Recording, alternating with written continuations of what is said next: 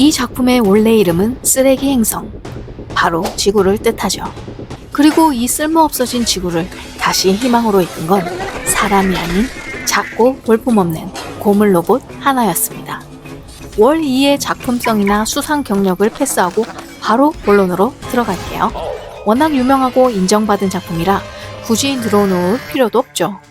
근데 이게 2008년도에 개봉하여 벌써 17년이 흐르다 보니 그때의 감동은 은은하게 남아있지만 자세한 줄거리나 감상 포인트들이 잊혀져 갈 때쯤 다시 보니 그 내용과 숨은 이야기들이 훌쩍 자란 다음에야 더욱 마음에 와닿았습니다. 그만큼 스스로 성장했다는 말이기도 하고 그땐 좀 멀어 보이던 기술력이 점점 영화와 가까워지면서 당장 지구와 인류에 찾아올 상황과 맞닿아 있기 때문이기도 하죠. 일단 줄거리를 잠시 살펴보자면 때는 2810년. 여러분이 예상하듯 지구는 더 이상 인간이 살 수 없게 망가졌습니다. 이주할 만한 행성들을 개발하는 것보다 지구를 다시 정화해보자는 취지로 비에넬이라는 회사에서 사람들을 일단 우주여객선 안으로 이주시킵니다. 그 우주여객선 이름은 엑시엄. 여기서 사람들은 로봇들의 수발을 받으며 편안한 생활을 하게 되지만 700년이나 지속된 이런 생활에 활동성은 점점 폐하되어 가고 있었습니다. 그럼 지구는 어떻게 됐느냐?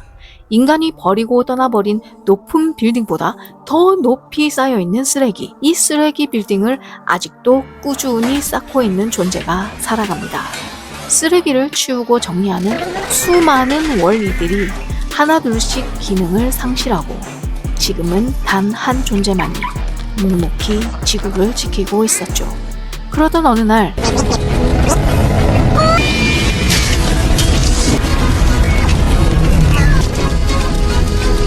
엑시엄에서 보낸 이브라는 정찰 로봇이 지구에 파견되고 월 2의 기지에서 700년 동안 그토록 찾아 헤매던 식물이라는 존재를 발견하고는 다시 엑시엄으로 돌아가는데 홀로 지내던 월 2에겐 이브가 너무나 소중한 존재로 느껴졌기에 이브와 함께하기 위해 몰래 이브가 탄 우주선에 매달립니다. 이렇게 엑시엄의 선장 앞에 작은 식물이 도달하자 지구를 살릴 가능성을 확인한 선장은 기뻐하며 지구로 귀환하려 하지만 우주 유람선을 개발한 비에넬은 처음부터 지구로의 귀환 의사가 전혀 없던지라 선장을 돕는 오토에게 귀환을 막는 프로그래밍을 이미 해놓은 상태였던 것이었죠. 그렇게 지구로의 귀환은 불가능한 듯 했지만 선장의 굳은 의지와 월 2의 이브에 대한 사랑의 힘으로 인류는 다시 지구를 밟을 수 있게 됩니다. 월 2는 지구에서 쓰레기를 치우는 로봇이란 뜻의 줄임말로 엑시엄에서 월 2와 같은 임무를 맡은 로봇의 이름은 월 A죠. 그러니 특정한 한 로봇에게 주어진 이름이 아닙니다. 다만 수많은 월 2들 중 유일하게 700년 동안 살아남아 스스로 유일무이한 존재 월 2가 된 거죠. 사실 특별한 능력이 조금씩 발달했기 때문인데요. 인공지능 로봇들 중 최초로 자의식이 생겨난 것입니다. 월 2는 어느 순간부터 프로그래밍된 일 이외의 행동을 하기 시작합니다. 쓰레기를 치우던 중 마음에 드는 물건이 있으면 따로 수집하는가 하면 때론 외로움을 느끼기도 하죠. 임무를 수행할 때 지루함을 달래기 위해 음악을 틀어놓기도 하고 기지로 복귀해서는 외로움을 달래기 위해 인간이 남겨놓은 뮤지컬 자료들을 매일같이 시청하며 감정이란 것도 학습하게 되어 나중엔 자유의지까지 갖게 됩니다. 그리하여 고장이 나도 자신을 직접 수리하고 바퀴벌레가 나타나도 그것을 아껴줍니다. 여튼 월 2는 그렇게 생명에 대한 소중함까지 장착하게 된 인간보다 더 인간다운 로봇이 된 거죠. 이 변화는 영화의 핵심 포인트입니다. 후에 엑시엄에서 획일화된 삶을 살고 있는 인간들과 로봇들에게까지 그 영향을 전파하게 되어 이들의 자유의지로 모든 방해를 극복하고 지구로 돌아오게 되니까요. 그렇게 혼자 외로움을 가까스로 달래며 지내다 바 선생도 만나고 쓰레기 사이에서 피어난 새싹까지 발견하게 되어 작은 즐거움을 소중히 생각하고 지내는 월 2 앞에 갑자기 나타난 이브가 얼마나 소중하고 반가웠을까요? 이브가 정찰하느라 바쁜 시간을 보내는 동안 월이는 이브와 함께하면서 급기야 사랑이란 감정까지 느끼게 되어 그의 자유의지는 이브를 향해 폭발적으로 발산됩니다. 여기서 이브란 이름을 갖게 된 이유는 아담과 이브의 그 이브 맞습니다.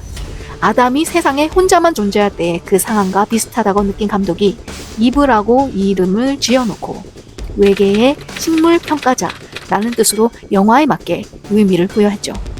성경과 비슷한 부분은 또 있는데요. 나는 모습이 하얀 비둘기를 닮은 이브가 식물을 가지고 엑시엄으로 가게 된 것을 계기로 인류는 다시 지구에서의 삶을 희망하게 되죠. 성경에서는 노아의 방주 안에서 하얀 비둘기 한 마리가 올리브 나뭇가지를 물고 와 생존한 인류에게 희망이 되었고요. 14년간 이 영화를 좀 더 완벽하게 만들기 위해 스토리며 컨셉이며 다방면으로 연구하고 다듬은 정성이 보입니다. 스토리뿐만 아니라 이 영화에선 두 주인공 간의 대화가 없어 사운드에도 각별하게 신경 써야 했는데요. 둘의 대화는 서로의 이름을 부르는 게 전부였죠. 하지만 우린 월이의 눈빛, 몸짓, 그리고 작은 소리만으로 그의 외로움과 호기심, 그리고 사랑을 느낄 수 있었습니다. 픽사는 이 영화를 통해 비언어적 스토리텔링의 정점을 보여주었는데요. 그 과정엔 엄청난 노력이 들어갔습니다. 직원들은 찰리 채플린 영화 등을 수도 없이 모니터링하며 이 부분을 연구하는가 하면 월이의 성우를 맡은 벤 버튼은 효과음 등을 직접 만들어 이 당시 무려 2,500개의 효과음을 만들어내는 신기록을 세우기도 했습니다. 영화와 애니메이션의 중간 지점에 있는 이 작품은 생동감 있는 사실적 표현을 위해 막대한 제작비가 들었는데요.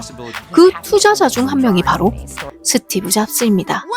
그렇다 보니 영화를 들여다보면 그 영향력을 느낄 수가 있는데요.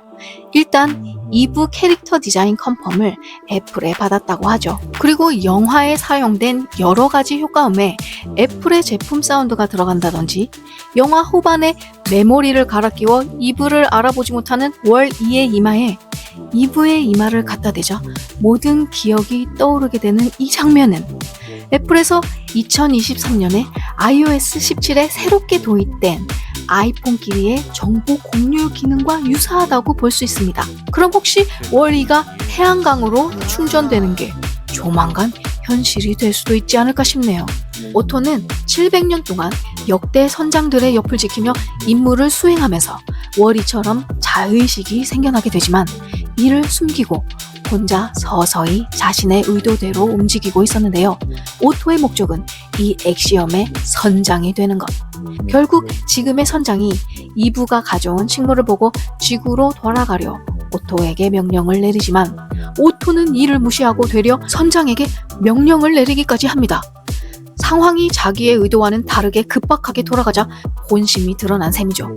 인공지능의 발달로 이런 부작용이 있는가 하면 월2로 인해 자의식을 갖게 된 다른 로봇들은 프로그래밍대로 하지 않아도 존재할 수 있다는 걸 깨닫게 되자 사람들을 도와 지구로 돌아가는데요. 왜냐면 사람들은 이미 700년을 앉아서 손가락과 버튼의 상호작용으로만 살아온지라 스스로 일어나지도 제대로 걷지도 못하는 지경에 이르러 로봇의 도움 없이는 갑작스런 변화를 주체적으로 이끌 수 없었기 때문입니다. 월2가 쏘아 올린 작은 공이 인류와 로봇의 관계를 한 단계 더 성장시키는 불씨가 되고 나아가 지구를 되살리는 시작점을 알리게 되기까지 이 영화가 우리에게 시사하는 점은 굉장히 철학적이란 걸 알 수 있는데요. 이 영화는 환경 영화이면서 사랑의 힘을 담고 있으며 동시에 우리에 대한 질문이기도 합니다. 이런 과학기술의 오점을 남기지 않기 위해 우리는 미리부터 대비해야 할 것입니다. 픽사는 이걸 아주 담담하게 그러나 강렬하게 보여주었습니다.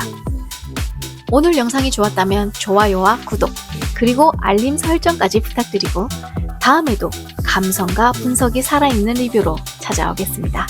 감사합니다.